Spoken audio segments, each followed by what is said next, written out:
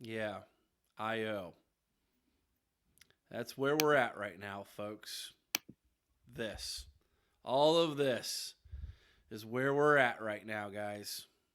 Because Ryan Day doesn't know how to be aggressive anymore. He's soft. And because of that, the OHIO podcast, which is brought to you by Fansided and Scarlet and Game, along with Big Banter, is sporting the colors of the enemies and the logo of the enemies podcast because Ryan Day is soft. So I'm paying up tonight, folks. Paying up. Be honest, I'm not sure how long I can take this.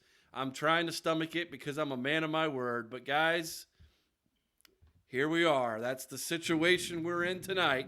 Is Eric looks like he's a ghost because Evie Buck's green screen technology is terrible. And I have their terrible logo behind me, and we're showing their terrible logo on our page. Aaron, Chris, how you guys doing tonight? Don't look, Right. Archie.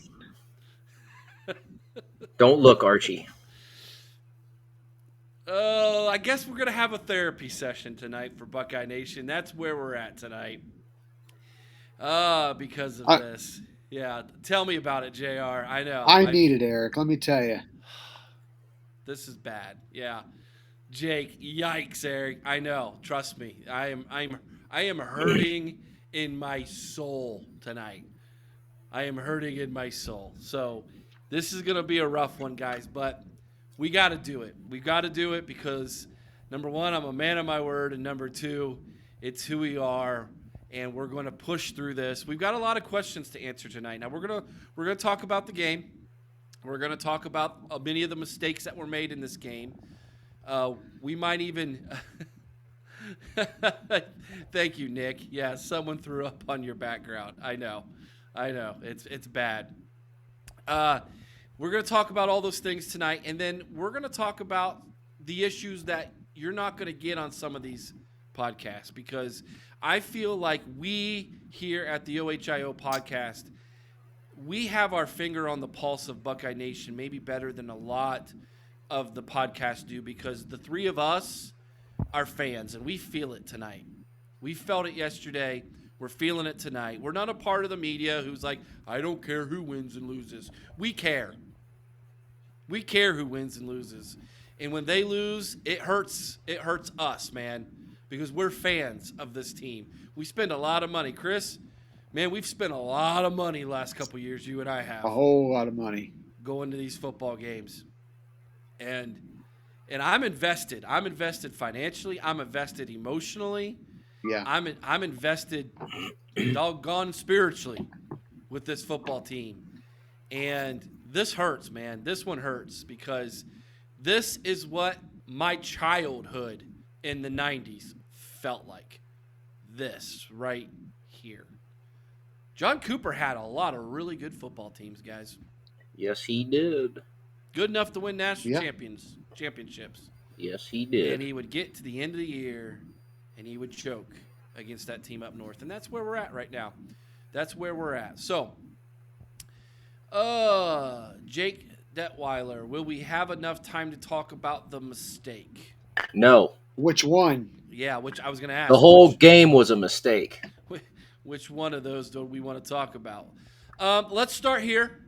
Chris, I'll let you go first. You're the veteran on this show. You've been through more of these games than Aaron and I have.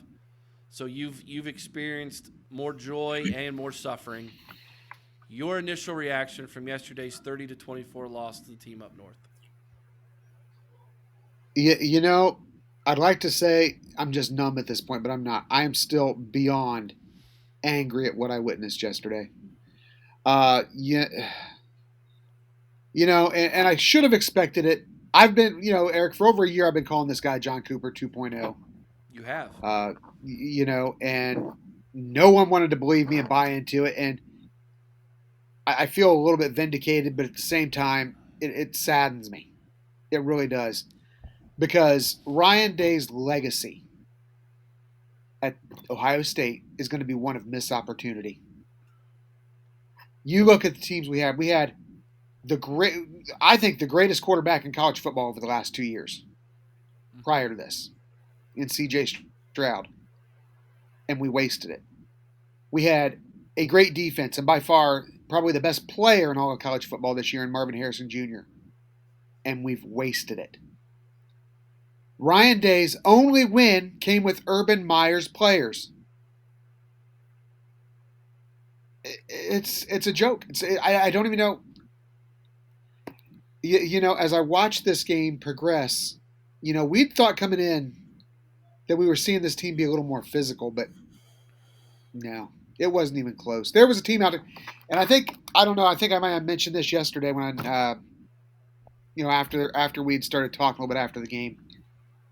Ryan Day, when I look at Ryan Day in the Ohio State sideline, I see a very professional, very NFL-like sideline. When I see the Michigan sideline, I see a much more of a college sideline. There's a college feel. There is a college culture on that sideline. Now, is it a cheating cheeseburger eating culture? Very likely, but that had no effect on this game, none whatsoever. This was a team that was fired up, that was playing for each other. Yeah. That I don't know. I can't. I don't know if I can properly explain it. The teams are different. Mm-hmm. That team wanted it. They were playing with heart. Can I tell you what the difference is?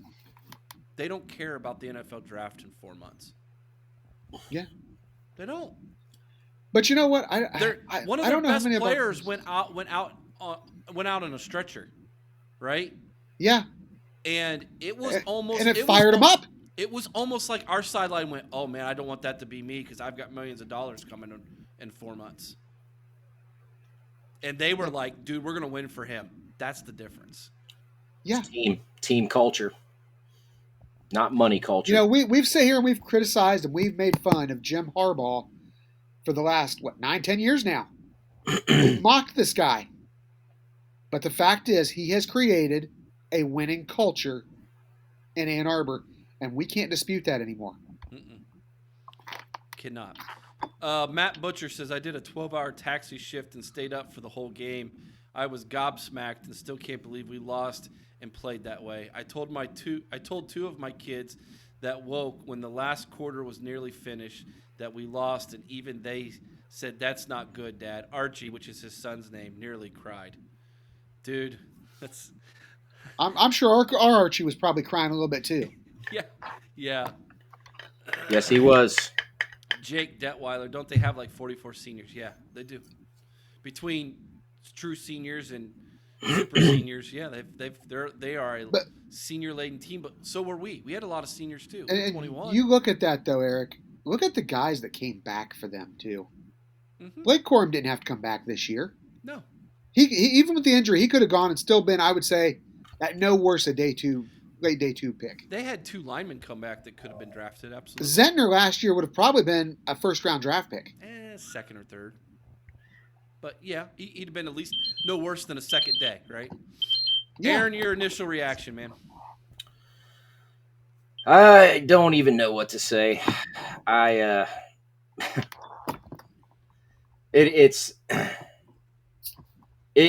can't really sum it up any better than what you guys have said. It is the 90s all over again. I think, I've calmed down emotionally, and I think that maybe Ryan Day gets one more year. And if he does not turn this around next year, that's it. I just don't see a way to justify bringing him back at that point. You're 1-4. You got out-coached by an assistant that had 3 other responsibilities. Arguably their best lineman goes out with an injury, and they score on the next play. And that's because of, Sonny Styles being out his alignment was poor. And that happened again a couple of more times throughout the game. Nobody corrected it. I don't know. I don't know what to make of it. Which Aaron, correct me if I'm wrong, but that was the big problem last year. Yeah, that was. We had guys that were out of alignment last year, and Yes. the same thing happened. We got torched. Yes, and that's kind of been the last 2 years. But it was the whole team instead of just one guy. But you can see football is a game of inches. Yes. And him being out of alignment on one play was the difference. Now you could say Kyle McCord throwing a pass early, getting an interception, that was the difference. Again, it's the same theme here. In games this close, you cannot make stupid mistakes. Mental errors are not a thing in rivalries, especially ones where this much was on the line. That cannot happen. And that is a cultural issue. That is communication between Ryan Day and Kyle McCord. That is also, it could be a talent issue. Kyle McCord's been in this program for what, 3 years now? Right? Yeah. 3 years now. And he still throws duck passes under pressure. Why would that even be a thought in his mind to do that? Not okay. And to your point, Eric, there was a couple of those plays Marvin Harrison could have put more effort in. He could have. Play defense. If you see that the defender is cutting into the route, play a little defense. I know he's a receiver, but play a little defense. It's okay. It's not the end of the world. And somebody said Tommy Eichenberg being out 2 weeks, it showed, and I think that he's not wrong. However, if you're wondering about that, and you guys asked during the game, I believe, I don't know, I wasn't in the locker room or at practice all week, but based on the fact that they did it the whole game, I would say the linebackers were lined up so wide because I think Jim Knowles' game plan was to keep everything in the center of the field, which that's a smart idea. However, if you know you're getting toasted by a certain tight end pass, maybe adjust the alignment to the inside just a little bit. Mm-hmm. If you know that tight end is not faster than Steel Chambers, and he is not, maybe bump him to the inside because Chambers is going to get to the outside faster than that tight end. He's done it several times. He's got his interception this year was on a similar route, just to the outside. He beat the receiver to the punch. So he's capable. I just, on all levels, from coaching staff to the players on the field, this was just a magnificent failure. And it shouldn't have been. We have about double the people watching than we normally do, and I'm sure a lot of them are fans from the team up north who are here to gloat and to bask in their victory, and if you're an Ohio State fan, this is not my normal background. This is called losing a bet, okay? This is called losing a bet to our sister podcast on Big Banter, Victor's Nation. That is why you'll see their logo in the corner along with ours, but that is what it is. So we're going to pay that up. All right. Let's give out a letter grades here. And before we do that, I do want to address this. This is a great question from Nick Quint. Nick, we do not have the time to address this question today in full. This will be its own show. So we have a lot of time to fill with content this off season, and I'm gonna tag this question, and we're gonna come back to this and make an entire YouTube video on just that question. That's a great question. All right. Letter grades. Let's start with the defense first. Defensively, we gave up 338 total yards, 182 passing, 156 rushing, 5.6 yards per play. We gave up only 18 first downs. They were only 3 of 12 on third down, but here's the killer, 3 of 3 on fourth down. They ran 60 total plays, 3 punts. They had 3 penalties for 34 yards on offense. No turnovers. Time of possession, 33-28. So they won in time of possession. They won on fourth down, obviously. And that's it. Rushing yards and turnovers. Defensively, it was not terrible, guys. Defensively, No. I mean, now the offense put the defense in a terrible position early in the game in first quarter. Outside of that, and then what you talked about, the run after the injury, Aaron, the stats were good enough, in my opinion, to win this football game. Except the one stat that mattered. Which is points. I get it. I got it. I understand that. So, with that being said, I went with a B minus as my letter grade for the defense in this game. Chris, what about you? What's your letter grade? Yeah, I also went with a B minus because on top of everything that you talked about, we did not get a turnover. We did not produce more than one sack. That just wasn't going to get it done against a team like what we were playing. So I had to go B minus. Aaron? I'm going C plus because you're right. Statistically, number wise, they did great until they didn't. You got to keep them out of the end zone, and we failed to do that the whole second half. So I don't care if they held them to 50 yards passing. If that resulted in every score happening in the second half that it did, doesn't really matter. So I can't really go better than like slightly above average for what we saw Saturday. Yeah, Jake Detweiler said C plus. We have Jeffrey Tipton here said C. Brian was a harsh grader. He said F minus. B minus from Larry Daniels. All right, let's look at the offense. 378. Still choked up. 378 total yards, 271 passing, 107 rushing. Not good there, guys. We got to get better there. 6.5 yards per play, though. 22 first downs. We were 4 of 9 on third down. Didn't go for a fourth down. That's on you, Ryan. 3 punts. We had one penalty. One penalty the whole game. But we had 2 turnovers, and we possessed the ball for 26 minutes and 32 seconds. My letter grade here, guys, is a C plus. I'm being very kind because I'm averaging what the overall. I thought the offensive line actually did okay this game. They did better than what I was worried they would do. McCord played okay, other than the 2 bad passes. Running game, again, was okay, but not great. Our receivers, which is where we had a great advantage, even they at times, again, I'm tired of the drops from, help me out here. I'm Julian Luka? Fleming. I'm And tired. Luka. I'm tired of the drops from Fleming. So I went C plus. I was generous, Chris. Yeah, you were generous. I thought I was being generous going C minus because, what we saw was just unacceptable football.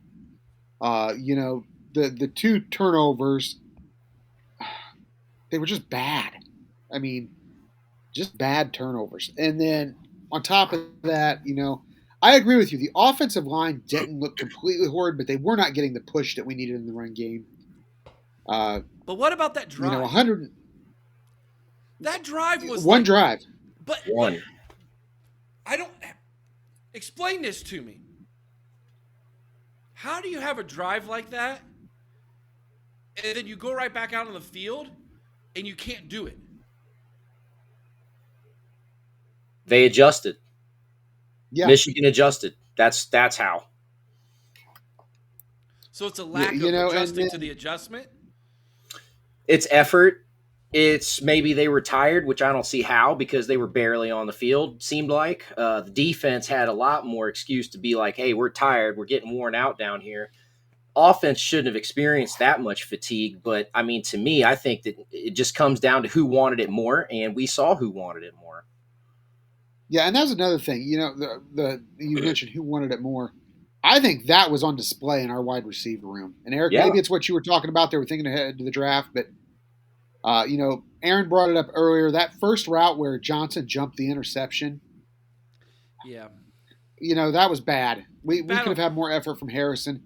You It's know, a we bad had throw. drop balls by Igbokwe It was a bad throw. He stared down the receiver again. Bad throw. because that's what he does. Harrison didn't fight for. I get it. It was bad all around. Aaron, your letter grade on the offense. As good as the offensive line looked, they didn't look comparatively to what I've seen around the country. They didn't look close to that. As far as like, Georgia or Alabama, when they look good, that's not what they look like to me. They had one very solid drive, and that was probably the drive of the season as far as running the ball goes. Okay. But I can't give much of a great letter grade for that one drive. I got to go D plus for 2 turnovers that looked they were just ridiculous. Poor effort from the receiver room. They weren't chasing down those interceptions. They didn't even try to bat it down. They just stood there after it happened. Travion gave it his best, it felt like. He got absolutely blasted on a play and got right back up. He showed exceptional toughness. Cade Stover had a good game. Outside of that, I can't really go above a D plus. Jay Thompson, the difference in this game was Honda McCord. Facts. That was a big difference. Jeff says C, flat C. Donald Hoffer, C minus on his grade. D minus here. He said he's not generous. D minus. Jay says, I'll give the rest of the offense a B if we can take McCord out of the equation. No, I can't even agree with that. I really can't. C minus from Jake. All right, let's see here. A lot of good comments coming in tonight, guys. Appreciate this. Looking for grades. Donald Hoffer, D minus. Turnovers killed us. Yep, absolutely. That whole statement was on the money. I'll go back to that in a second. B minus due to the turnovers there from Larry. Let's see what that comment was. The turnovers killed us. They didn't execute plays when they really matter. Yep, you're right. My buddy Frank from Scarlet and Game. I was more disappointed in the O-line. Thought there was a little push in the run game, and that last interception falls on our tackles for getting beat. Yeah. I think that whole play was disaster. Yes. If he could have stepped up in the pocket and ran. Like he did earlier in the game when he made that big throw. He had a lane there, guys. There's a few he could have got the first, stopped the clock, and had another play. There was a few times that happened. No idea where we go from here other than maybe let McCord and Brown leave. So we're going to talk about that, Brian. The whole second part of this show is going to be dedicated to this stuff. Brian says C, and that's being generous. Yes, it is. Great comments, guys. Okay. Hand out Buckeye leaves. This is really hard. This was really hard to do this week. Offensive player of the game. I'll go first. I gave it to Marvin Harrison Jr. Aaron. I'm giving it to Travion for his toughness, what he displayed. Okay. Yeah, Chris? I actually went the same way as Aaron did. I thought him getting injured, given his past, and going right back out there saying, take me up and let me back in the game, showed a lot. Okay. Let's look up some of those stats real fast here for you. Travion Henderson had 19 carries for 60 yards and a touchdown.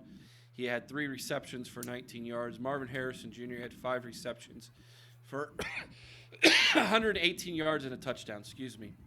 All right, defensive player of the game. I went with Steele Chambers. He led the team in tackles with 13. I really struggled to find who to give it to on defense. That's why I went with Steele. This time I'll let you go first, Chris. Yeah, I did the same thing. I just went with Steele for the tackles lead. I didn't think – while I thought everybody was okay, I didn't think anybody really stood out. Aaron? Yeah, I'll go with Steele. Secondary, did their job for the most part. Plays are going to happen, but Steele. Devin Brown did well. I mean, and he almost had an interception that, again, maybe we'll talk about this at some point, but was it or wasn't it? I mean – heck of an effort. I mean, that was an interception. It felt like Maurice Clarett 2.0 is what it felt like, Well, Well, here's the problem with that. On passing plays, when both of them come down with Simultaneous possession goes to the offense. yes, Except that there wasn't simultaneous possession because the ball was still moving. well, perhaps, but the problem is, and this could have been much more disputed if it hadn't crossed the goal line. I think that's where we get hemmed up here. He had possession just long enough to cross the goal line. And I think that's obvious. That had to have been what they credit him with. But if you go to the rule book, and the whole concept of completing the catch, it's not really a catch until you make complete the catch and make it to the ground. There's just so much there that we could do a show on this, Eric. I mean, seriously. We're going to. We've got plenty of content for this offseason. Look who joined us tonight. My buddy, Eric Osbeck. I don't think we've seen him on the live in a long time. Haven't. No, Eric, it is fantastic to see you. Not under these conditions, I understand. But it is great to see you tonight. Hope to see you at the spring game. I think we're planning on doing that. And speaking of that, when we come back from commercial here in a few minutes, we're going to talk about another event we're going to do at an OSU hockey game. Sonny from the Illini cast is with us tonight from Big Banter. He says, I'm neutral, but I think Day called a great game. I think McCord just isn't the guy. Last few years, you had the QB, but not the defense. Now you have everything except the QB.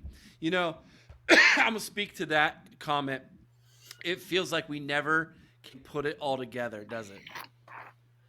We have one thing but not the other, and then it switches on us, and I got to stop talking with my hands. I'm like making myself sick with the whole ghosting thing going on here. I just love the fact that it looks like you, me, and Aaron all now have the same barber. I have hair. It's there. See? There it is, but when you're sitting up straight, it's not. It's my receding hairline just keeps going higher, apparently. Gets us all, bud. It's all good. All right, offensive play of the game. Who wants to go first? Aaron, go ahead. I don't know if I could do a single play. The thing that sticks out to me is that one drive that we ran it down their throat. If I could do that drive, that's what I'd like to do, because that was really well executed. The whole drive.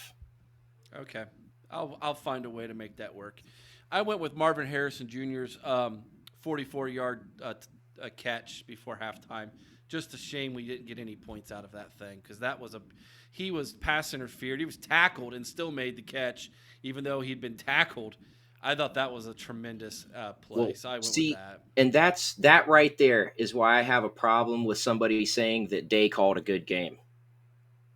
He left points on the field. He let 30-something seconds run off the clock.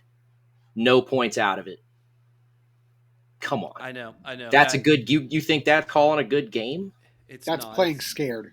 It is. Here. That's why he's not. That's why we said we want an angry and aggressive Ryan Day. That's not being angry and aggressive Ryan Day. Yeah, this is another good one, Jeff. The pass over the middle to Stover. That was actually a beautiful ball. That was a great pass. Like he's got it in him. That's what's so frustrating. Is he shows he lacks consistency. He does.